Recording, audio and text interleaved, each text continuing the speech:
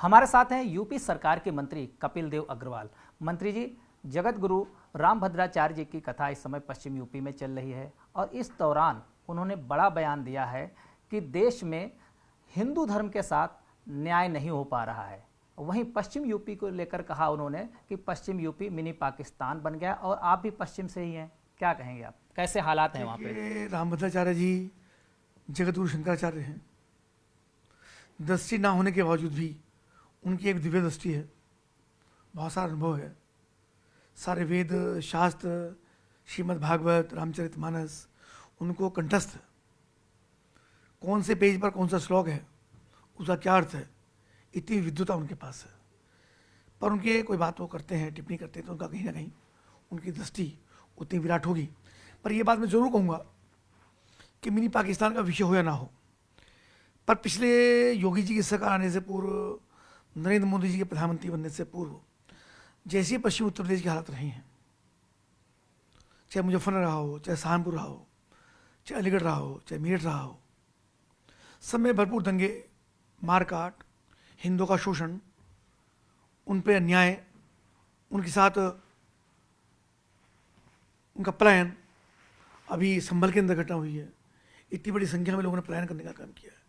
तो मुझको लगता है कि रामभद्राचार्य की दृष्टि यही रही होगी कि जिस प्रकार से हिंदू समाज में लगातार जनसंख्या का गिरावट हुई है, योजनाबद्ध तरीके से बाबा जांगूर ने जिस प्रकार से 5000 से अधिक बेटियों का, महिलाओं का धर्मांतरण करने का काम किया, और ये समाजवादी पार्टी के लोग, विपक्ष के लोग जो बड़ी बड़ी बातें करते हैं, एक शब्द भी उन्होंने नहीं बोला कि इतना धर्मांतरण हुआ है तो उस पर वो क्या करें, क्या होना चाहिए था कि नहीं होना चाहिए था, हुआ तो ठीक हुआ या गलत हुआ, एक शब्द भी समाजवादी पार्टी के नेताओं को नहीं आया।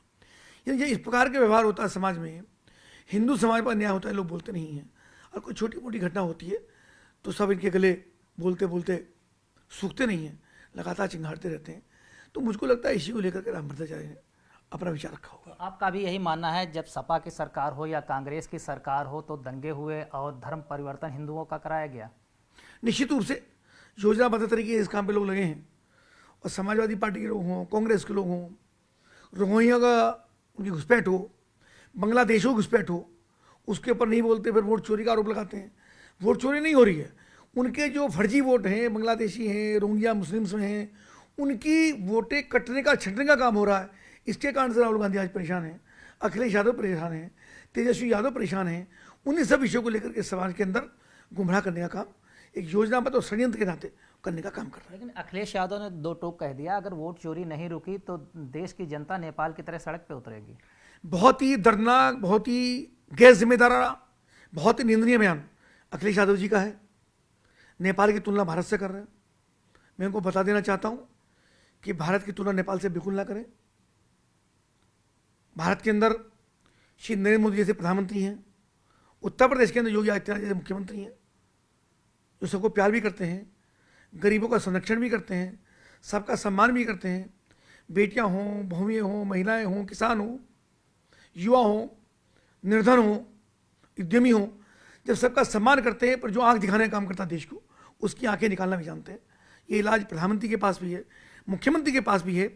और अखिलेश यादव जी को मैं निवेदन करना चाहूँगा, इस प्रकार के समझ ना देखें और देश में, प्रदेश के अंदर समाज को तोड़ने का षड्यंत्र ना करें। इसके अलावा पंचायत चुनाव आने वाला है और विधानसभा चुनाव भी 2027 में है। अखिलेश यादव हर समाज के प्रतिनिधियों के साथ बैठक कर रहे हैं, तमाम समाजसेवी संगठनों के साथ भी बैठक कर रहे हैं, और यहाँ तक जो चर्चा सामने आ रही है कि अखिलेश यादव आपकी जिलेवार घोषणा पत्र जारी करेंगे।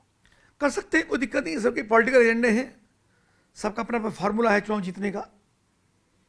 अखिलेश यादव जी पहले भी थे, आज भी हैं, पूर्व में भी लगातार 2 बार हमने 17 में 22 में उत्तर प्रदेश के अंदर शानदार विजय हासिल करने का काम किया। श्री नरेंद्र मोदी तीसरी बार प्रधानमंत्री हैं, और भारतीय जनता पार्टी भी अपने मजबूत तरीके से, मजबूत इरादों के साथ चुनाव की तैयारी करी है। वर्तमान में एमएलसी के चुनाव हैं, उससे पूर्व में जिला पंचायत के चुनाव हैं, त्रिस्तरीय चुनाव हैं। उन सब में भारतीय जनता पार्टी बहुत मजबूती के साथ अपनी तैयारी कर रही है।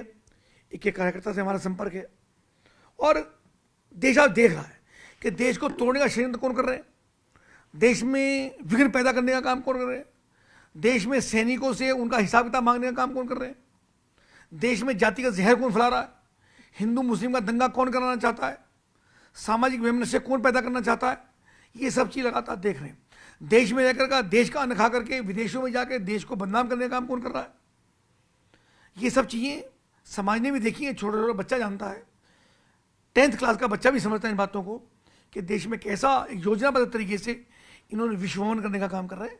और मुझको लगता है कि जनता को करारा जवाब आने वाले चुनाव में इनको देने वाली है। अंतिम सवाल है कि आज भारत पाकिस्तान का मैच है और अभी हाल में ही पहलगाम की घटना हुई थी। इसके बाद पाकिस्तान से सभी रिश्ते पूरी तरह से खत्म कर दिए गए थे। बॉर्डर पे अभी भी तनाव कायम है क्योंकि ऑपरेशन सिंदूर अभी भी जारी है। इस बार ऑपरेशन सिंदूर के बाद जो मैच हो रहा है इसको लेके कुछ जनता में भी आक्रोश है कि मैच नहीं होना चाहिए। आपकी राय क्या है? देखिए, क्रिकेट बोर्ड की अपनी अपनी मर्यादाएं हैं, एक नियमावली है। अगर आप मैच नहीं खेलेंगे तो आप उसको मैच से बाहर कर दिया जाएगा। तो जो बोर्ड है उस काम का निर्णय करता है। हर प्रकार सुरक्षा का माहौल है और मुझको लगता है कि भारत इस मैच को भी जीतेगा। जब मैच जीत गया तो इस प्रकार से हमने ऑपरेशन तिरंगा में, ऑपरेशन सिंदूर में हमने विजय प्राप्त करने का काम किया। हमको पूरा भरोसा है कि हमारी टीम शानदार विजय प्राप्त करेगी। धन्यवाद हमसे बात करने के लिए। ये थे हमारे साथ यूपी सरकार के मंत्री कपिल देव अग्रवाल। वीडियो जर्नलिस्ट प्रकाश गुप्ता के साथ संदीप पांडे, न्यूज़ 18 दिल्ली।